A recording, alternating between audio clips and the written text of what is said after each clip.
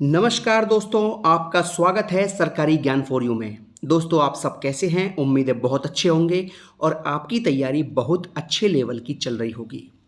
दोस्तों, वीडियो शुरू करने से पहले आपको मैं एक बहुत ही महत्वपूर्ण बात बताना चाहता हूं। और देखिए, बात यह है कि मुझे वीडियो री एग्जाम में जो 4 शिफ्ट में परीक्षा हुई थी, तो इन 4 शिफ्ट में से एक शिफ्ट के छात्रों ने मुझे मेल किया है आज सुबह। और मेल किस बात पर किया है? मेल किया है प्रश्नों पर कि सर आप एक वीडियो बना दीजिए कि ये प्रश्न हैं और इन प्रश्नों पर सभी छात्र आपत्ति दर्ज कर दें, जिससे आपत्ति दर्ज करने का पूरा फायदा छात्रों को मिले। क्योंकि देखिए, जितनी ज़्यादा आपत्ति दर्ज होंगी उतना ही अधिक फायदा आपको मिलेगा, क्योंकि यूपी ट्रिपल एससी केवल उन्हीं प्रश्नों पर गौर करेगा जिन प्रश्नों पर आपत्तियां आई हैं। ठीक है, तो मुझे एक शिफ्ट के छात्रों ने सभी प्रश्न मेल किए हैं कि सर ये प्रश्न संख्या है, यानी कि जो ऑफिशियल आंसर की आई है उसमें इन प्रश्न संख्या वाले जो प्रश्न हैं ये गलत हैं, या प्रश्न गलत है, या उनके आंसर गलत हैं, या सही ऑप्शन उसमें है ही नहीं, और उनका असली आंसर जो है वो ये है। तो कृपया करके आप एक वीडियो बना दीजिए इन सभी प्रश्नों को लेकर। ठीक है, तो मैं केवल उस शिफ्ट के छात्रों की बात रख रहा हूं जिनका रिकॉर्ड मेरे पास आ चुका है मेल के द्वारा, और बाकी जो 3 और शिफ्ट के छात्र हैं उनसे मैं कहना चाहता हूं कि आपकी शिफ्ट में जो भी प्रश्न आपत्ति वाले हैं आप मुझे मेल कर दीजिए ऑफिशियल आंसर की के प्रश्न संख्या के हिसाब से। ठीक है, जैसे जो ऑफिशियल आंसर की आई है उसका पहला प्रश्न आपत्ति के लायक है तो 1 लिख दीजिए, 5 लिख दीजिए, 26 लिख दीजिए, इस तरीके से। और इनके सही आंसर क्या हैं आपके अनुसार वो भी लिख दीजिए। तो मैं यहाँ वीडियो के माध्यम से सभी छात्रों को बता दूंगा कि आपकी शिफ्ट में इन प्रश्नों पर आपत्ति है और आप सभी छात्र आपत्ति दर्ज कर दीजिए। ठीक है, क्योंकि आपत्ति दर्ज करने की जो अंतिम डेट है दोस्तों वो है 24 जुलाई। ठीक है, और उससे पहले आपको जो है आपत्ति दर्ज कर देनी है 24 तक, वरना 24 के बाद कोई भी आपकी सुनने वाला नहीं है। और मैं आपसे फिर बता रहा हूं, यूपी ट्रिपल एससी केवल उन्हीं प्रश्नों पर जांच करेगा जिन पर आपत्तियां आई हैं। ठीक है, और आपको बता दूं मेरी जीमेल आईडी क्या है। दोस्तों, आपके सामने यह है मेरी जीमेल आईडी anki87sharma@gmail.com। इस पर आप जो है मुझे मेल कर सकते हैं अपनी शिफ्ट का नाम लिखकर और शिफ्ट के सारे प्रश्न लिखकर और उनके आंसर आपके अनुसार क्या क्या हैं वो लिखकर। ठीक है दोस्तों, अब आता हूं मैं सीधा मुद्दे की बात पर। तो मेरे पास 26 की सेकंड शिफ्ट के छात्रों ने मेल किया है। करीब करीब 7 मेल मेरे पास आए हैं। ठीक है, 7 मेल आए हैं और उन 7 मेल में जितने भी प्रश्न उन्होंने भेजे हैं वो पूरा व्याख्या आपके सामने मैं रखने वाला हूं कि कौन कौन से प्रश्नों पर आपत्ति आपको करनी है और उनका सही आंसर उन छात्रों के हिसाब से क्या हो सकता है। ठीक है दोस्तों, ये आपके सामने है 26 जून सेकंड शिफ्ट का आंसर की, यानी कि ऑफिशियल आंसर की। तो इसके हिसाब से जो आपके कुल प्रश्नों की संख्या है दोस्तों वो है, दोस्तों कुल मिलाकर आपके 10 प्रश्न हैं जिन पर आपत्ति दर्ज करने के लिए छात्रों ने बोला है कि सर कृपया इन 10 प्रश्नों के बारे में सभी छात्रों को बता दीजिए। तो देखिए, पहला प्रश्न जो आपके सामने है दोस्तों वो है क्वेश्चन नंबर 37 दोस्तों आपके सामने यह है कि निम्नलिखित में से किस विकल्प के सभी शब्द अनेकार्थी हैं। तो इसका आंसर छात्रों ने यह बोला है कि सर इसका आंसर 3 और 4 भी सही है और 1 और 4 भी सही है। ठीक है, यानी कि 1 और 4 भी सभी अनेकार्थी शब्द हैं। तो इसके 2-2 आंसर निकल रहे हैं। तो कृपया करके आप सभी छात्र जो है इस पर आपत्ति दर्ज कर दीजिए। ठीक है, और आपत्ति दर्ज करने के बाद 1 और 4 और 3 और 4 ये दोनों आपके आंसर आयोग दे सकता है। ठीक है, ये आपका हो गया पहला प्रश्न। दोस्तों, सेकंड प्रश्न आपके सामने है, क्वेश्चन नंबर 59 है। ठीक है, यानी कि 59, और 59 आपके सामने ये है, कल्पना कीजिए कि आपकी घड़ी दोपहर के समय सही थी लेकिन फिर वह हर घंटे 30 मिनट पीछे होने लगी। अब यह शाम 4 बजे दिखाती है लेकिन यह 5 घंटे पहले बंद हो गई। अभी सही समय क्या है? तो छात्रों का ये कहना है कि सर इसमें जो आंसर है वो 11 आ रहा है हमारा, यानी कि 11 PM इसका आंसर आ रहा है। अब देखिए 11 PM सही है या 1 AM सही है, ये आप बताइए मुझे कमेंट करके। बाकी छात्रों ने ये कहा है कि सर इसका आंसर 11 PM है, आयोग ने गलत दिया हुआ है। ठीक है, तो इस पर भी आप जो है आपत्ति दर्ज कर दीजिए। देखिए जिन प्रश्नों पर आपको थोड़ा भी डाउट है उस पर आप आपत्ति करिए, 200-400 रुपये का लालच बिल्कुल मत देखिए।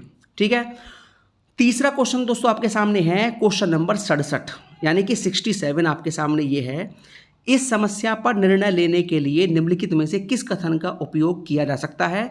दो प्राकृतिक संख्याएं x और y का गुणनफल क्या है?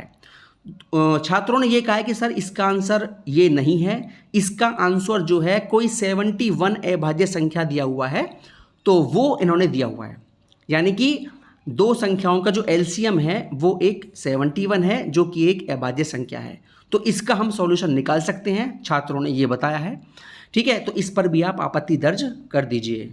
चौथा प्रश्न दोस्तों आपके सामने है क्वेश्चन नंबर 68, और ये आपका प्रश्न है ये वाला, या तो ट्रेन लेट है या पटरी से उतर गई है। छात्रों ने ये बोला है कि सर इसका जो आंसर है वो आयोग ने BC दिया हुआ है जो गलत है, और उनका कहना है कि इसका जो आंसर है वो CA होना चाहिए। ठीक है, इस पर आप आपत्ति दर्ज कर दीजिए। क्वेश्चन नंबर अगला दोस्तों है 5वां, और जो आपका है 76, और 76 दोस्तों आपके सामने ये है ये वाला प्रश्न। ठीक है, एक समस्या आपको दे रखी है और चित्र में दिखाया गया है व्यक्ति जिगने से किस प्रकार संबंधित है, तो इस पर भी आपको आपत्ति दर्ज करनी है। दोस्तों छठा प्रश्न आपके सामने है क्वेश्चन नंबर 82, यानी कि 82, और 82 आपके सामने ये दोस्तों ये कह रहा है कि कथन दिया हुआ है आपके सामने कि कुछ लोग कहते हैं कि जब वे सोने की कोशिश करते हैं तो उनके दिमाग में बुरे विचार आते हैं। ठीक है, तो इस पर छात्रों ने ये कहा है कि सर इसका कोई भी निष्कर्ष नहीं निकल रहा। अब उनके पीछे इसका तर्क क्या हो सकता है? तो अगर मैं आपको ये बताऊं कि कुछ लोग कहते हैं कि वे सोने की कोशिश करते हैं तो उनके दिमाग में बुरे विचार आते हैं, तो देखिए सोते समय बुरे विचार कुछ लोगों को दिखाई देते हैं। अब देखिए सोते समय और सोने की कोशिश करना ये दोनों बातें अलग अलग हो सकती हैं मेरे हिसाब से तो। ठीक है, तो हो सकता है कि इसका आंसर इनमें से कोई भी ना हो, क्योंकि उनको जो बुरे विचार आते हैं वो सोने की कोशिश करते हैं तब आते हैं, सोते समय नहीं आते, लेकिन यहाँ सोते समय की बात हो रही है। ठीक है, तो इस पर भी आप जो है आपत्ति दर्ज कर दीजिए। क्वेश्चन नंबर अगला है 105, और देखिए 105 आपके सामने है ये है, हाँ ये आपका प्रश्न है 105।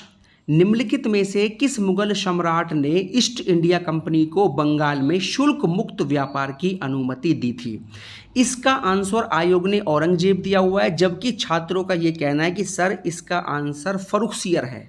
ठीक है, इसका जो आंसर होगा वो फर्रुखसियर होगा, इसका आंसर औरंगजेब बिल्कुल भी नहीं है। तो इस पर जो है आपको फुल मार्क्स मिलना तय है, तो इस पर आपको आपत्ति दर्ज करनी है। दोस्तों अगला प्रश्न है क्वेश्चन नंबर 138, और 38 आपके सामने है ये वाला। निम्नलिखित में से निकायों में से कौन सा दुनिया का सबसे लवणीय जल निकाय है? तो आयोग ने आंसर दिया हुआ है गेटाले तालाब, जबकि इसका जो आंसर छात्रों ने बताया है वो बताया है ग्रेट साल्ट लेक। ठीक है, ग्रेट साल्ट लेक इसका आंसर बताया छात्रों ने, तो इसका भी जो आंसर है वो आयोग बदलेगा। ठीक है, इस पर आपको आपत्ति दर्ज करनी है। इसके बाद दोस्तों अगला क्वेश्चन है क्वेश्चन नंबर 142, और 42 ये कहता है कि निम्नलिखित में से कौन सा भारत सरकार की RCS योजना के तहत भारत के उत्तर पूर्वी क्षेत्र का पहला ग्रीनफील्ड हवाई अड्डा है? ठीक है, तो छात्रों का ये कहना है कि इसका जो आंसर होगा वो डोनी होगा, डोनी पोलो एयरपोर्ट होगा, डोनी पोलो। ठीक है, और आयोग ने दिया हुआ है पाक्योंग हवाई अड्डा, तो ये गलत है उनके हिसाब से। देखिए मुझे नहीं पता, जो छात्रों ने मुझे रिकॉर्ड भेजा है उसी के आधार पर आपको मैं बता रहा हूँ। ठीक है, और ना ही मैंने इनका कोई विश्लेषण किया है, जो आपके सामने है वो बता रहा हूँ। तो इसका जो आंसर है वो डोनी पोलो एयरपोर्ट है छात्रों के अनुसार, तो इसका भी आंसर आयोग को बदलना पड़ेगा। ठीक है, और इस पर आप जो है आपत्ति दर्ज कर दीजिए। और अगला क्वेश्चन दोस्तों है क्वेश्चन नंबर 147। एंटासिड टूथपेस्ट में हल्का अपघर्षक च्युइंगम गम का एक घटक और सौंदर्य प्रसाधनों में भराव में सामान्य घटक क्या है? तो इसमें दिया हुआ है कैल्शियम कार्बोनेट, जबकि छात्रों का ये कहना है कि जो इसका आंसर होगा वो सोडियम बाइकार्बोनेट भी है। ठीक है, तो इस पर भी आप जो है आपत्ति दर्ज करा दीजिए। तो कुल मिलाकर जो है आपके 10 प्रश्न हैं 26 की सेकंड शिफ्ट में, जिन पर आपको आपत्ति दर्ज करनी है। देखिए भैया, आपको बता दूं, आपत्ति दर्ज करने में कोई भी छात्र कंजूसी ना करे। आयोग जो है उस प्रश्न पर 100% गौर करेगा जिस प्रश्न पर आपत्तियां आएंगी और आपत्तियां ज्यादा आएंगी। ठीक है, और जिन प्रश्नों पर आपत्तियां अधिक होती हैं उन प्रश्नों पर आयोग छात्रों को पूरे नंबर दे देता है। तो ये बात मेरी याद रखना, 24 जुलाई के पहले पहले इन सभी 10 प्रश्नों पर आपत्ति दर्ज कर देना। अब देखिए, इन प्रश्नों में से किन पर आपको पूरे नंबर मिल सकते हैं, किन का आंसर बदल सकता है। तो अगर मैं 147 की बात करूं तो इसका आंसर जो है चेंज हो सकता है। ठीक है, इसका आंसर जो है चेंज होगा। और उसके बाद आप बात करूं 142 की, तो इसका आंसर भी बदल सकता है। ठीक है, 138 की बात करूं, इसका आंसर भी बदलेगा। उसके बाद 105 की बात करता हूं मैं, तो 105 का आंसर जो है 105 का दोस्तों आंसर बदलेगा नहीं, इसका आपको पूरे अंक मिलेंगे, क्योंकि इसका जो आंसर है फर्रुखसियर होगा। और छात्रों ने यह कहा है कि फर्रुखसियर ऑप्शन में ही नहीं है, तो इसके आपको मिलेंगे पूरे नंबर। उसके बाद बात करूं मैं 82 नंबर की, तो 82 प्रश्न आपके सामने है।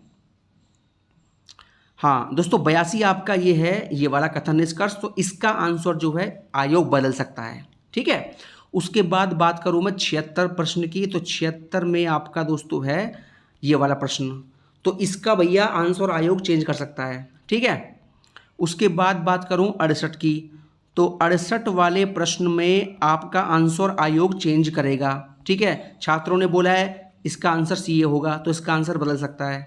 ठीक है, उसके बाद मैं बात करूं क्वेश्चन नंबर 67 की, तो 67 में जो है आपका आंसर बदलेगा, यानी कि आंसर चेंज होगा। ठीक है, इस पर पूरे मार्क्स नहीं मिलेंगे।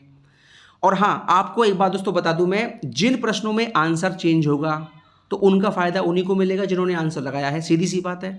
लेकिन पूरे जो अंक होते हैं, यानी कि फुल मार्क्स, पूर्ण अंक का फायदा सभी को मिलता है, चाहे आपने क्वेश्चन सॉल्व किया हो या ना किया हो, पूर्ण अंक सभी को मिल जाते हैं। ठीक है दोस्तों, आगे बात कर लेते हैं क्वेश्चन नंबर 59 का। 59 आपके सामने घड़ी का प्रश्न है, इसका आंसर चेंज होगा और चेंज होकर उसी को मिलेगा जिसने इसको सॉल्व किया है। उसके बाद क्वेश्चन नंबर है 37, तो 37 के आंसर जो है 2 हो सकते हैं, 3 और 4 भी हो सकता है, 1 और 4 भी हो सकता है, तो दोनों आंसर इसके हो सकते हैं। ठीक है, तो आपको मैंने बता दिया करीब 7 या 8 प्रश्न ऐसे हैं जिनके आंसर चेंज हो सकते हैं, और एक प्रश्न ऐसा है जिसके पूरे अंक मिल सकते हैं, और एक प्रश्न ऐसा है जिसके 2 आंसर हो सकते हैं। ठीक है, ये हो गया भैया 26 की सेकंड शिफ्ट का पूरा रिकॉर्ड।